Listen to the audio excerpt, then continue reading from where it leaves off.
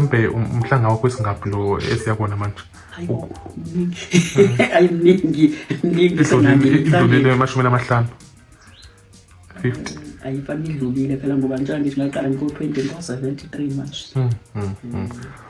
Hayi mhlambe nje sekuhambile umhlanga manje uhamba umhlanga mina usabheda ngisho umgaqo lapha ngisemibi ingakakhonkwa sanamabhiliji akhona esayinkinga nje ngelinye ilanga la sabe sathi siyawela ebridgini ibhasi yacishe yasifinca. Okay mhlambe usiphi isizathu sokuthi uzigcine kuze ube manje?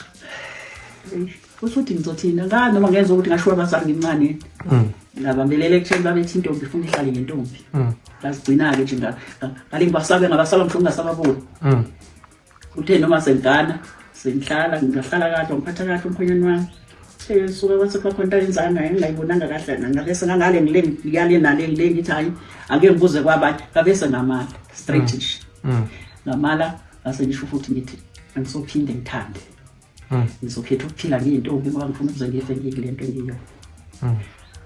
Angiboni khona osengathinta mina.